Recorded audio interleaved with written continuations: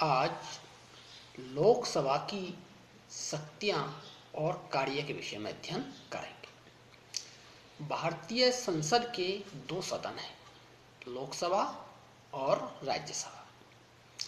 लोकसभा के सदस्यों का चुनाव जनता द्वारा वयस्क मताधिकार के आधार पर प्रत्यक्ष रूप से किया जाता है। यह एक लोकप्रिय सदन है। लोकसभा की अनेक शक्तियां और कार्य हैं जो इस प्रकार हैं। विधायी शक्ति। भारतीय संविधान ने संसद को संघ सूची, समवर्ती सूची, अवशेष विषयों और कुछ परिस्थितियों में राज्य सूची के विषय पर कानूनों का निर्माण करने की शक्ति प्रदान की है और साधारण विधेयकों के संबंध में लोकसभा और राज्यसभा को समान शक्ति दी है। और संविधान में कहा गया है कि कोई भी साधारण विधेयक लोकसभा या राज्यसभा दोनों सदनों में से किसी भी सदन में प्रस्तावित किया जा सकता है और प्रस्तावित विधेयक जब दोनों सदनों लोकसभा व राज्यसभा से पारित हो जाए तो इसके बाद विधेयक को राष्ट्रपति के पास हस्ताक्षर के लिए भेजा जाता है।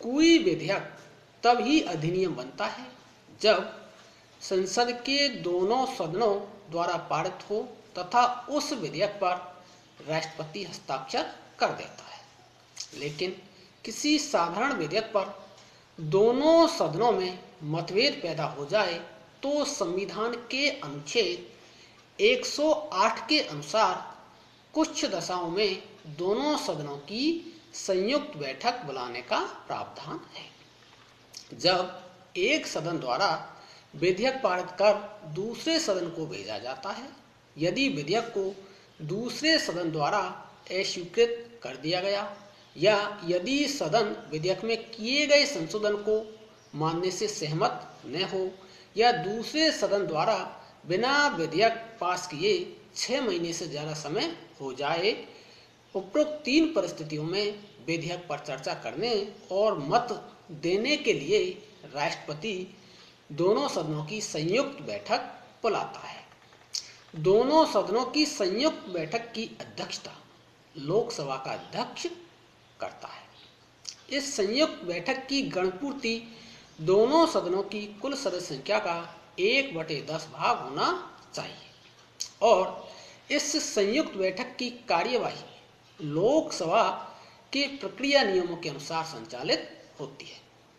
यदि विधेयक को इस संयुक्त बैठक में दोनों सदनों के उपस्थित एवं मत देने वाले सदस्यों की संख्या के बहुमत से पारित कर दिया जाता है तो यह माना जाता है कि विधेयक को दोनों सदनों से पारित कर दिया।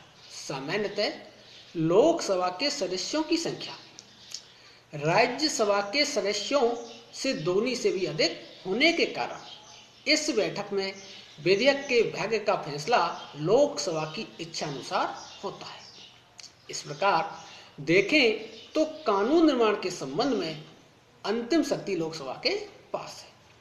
संसद के दोनों सदनों की संयुक्त बैठक बुलाई गई है।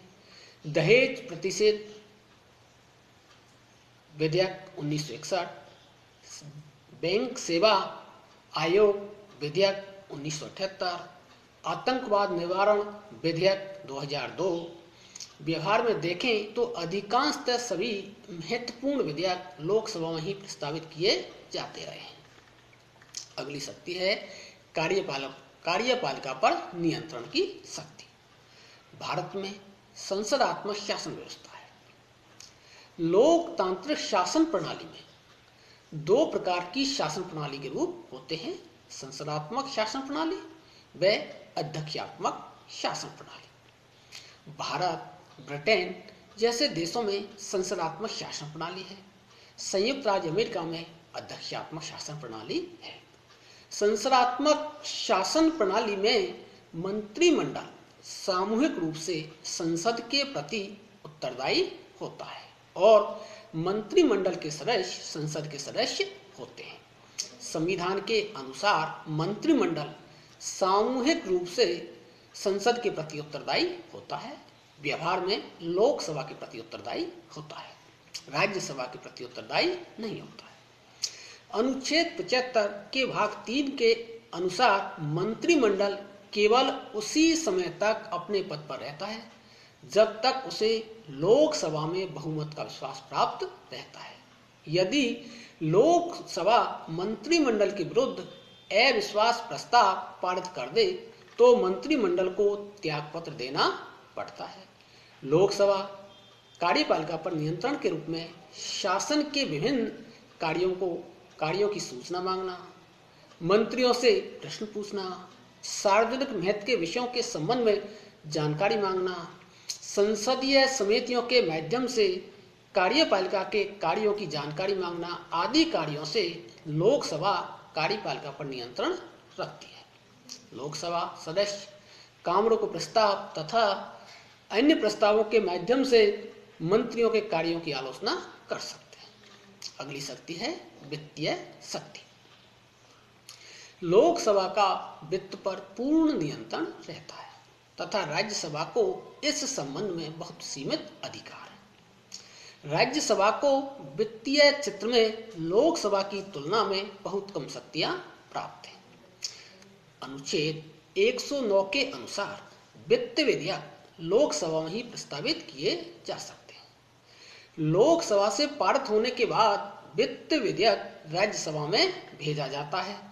राज्यसभा द्वारा 14 दिन के अंदर वित्त विधेयक का अनुमोदन कर देना आवश्यक है। राज्यसभा उसे केवल 14 दिन तक अपने पास रोक सकती है। उसे 14 दिन के अंदर वित्त विधेयक को लोकसभा को लौटाना आवश्यक है। यदि वित्त विधेयक को 14 दिन के भीतर राज्यसभा सिफारिशों सहित या सिफारिशों के बिना लोकसभा को न लौटाए तो वह दोनों सदनों से पारित मान लिया जाएगा।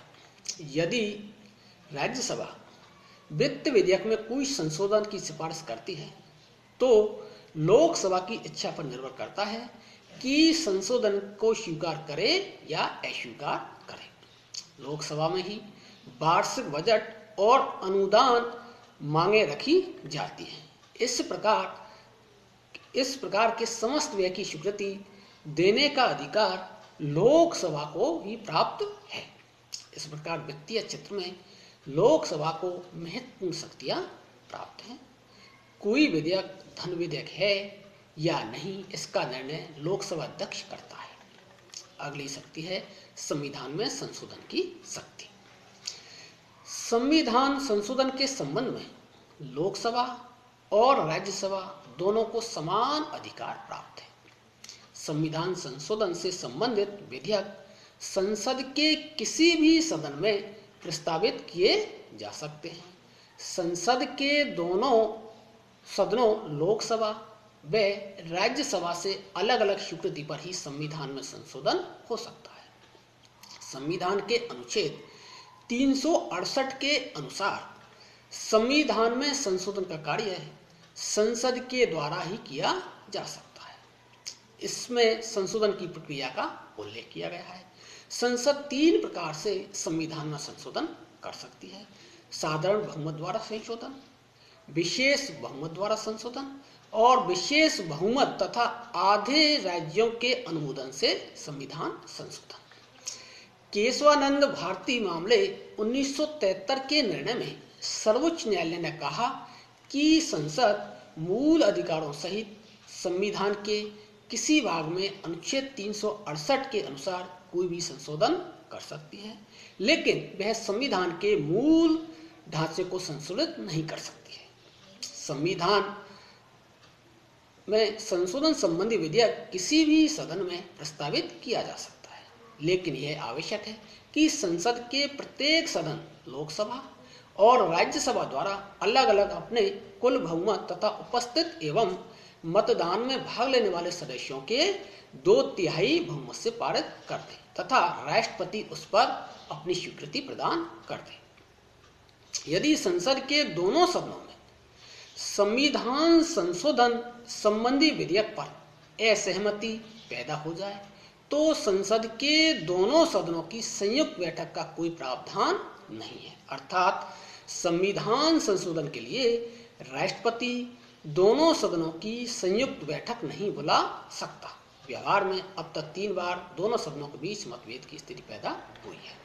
और अन्य कार्य, संसद के दोनों सदनों लोकसभा व राज्यसभा के निर्वाचित सदस्य व राज्य विधानसभाओं व संघीय क्षेत्रों की विधानसभाओं के निर्वाचित सदस्य साथ मिलकर राष्ट्रपति को निर्वाचित करते हैं। लोकसभा और राज्यसभा मिलकर उपराष्ट्रपति का चुनाव करती है।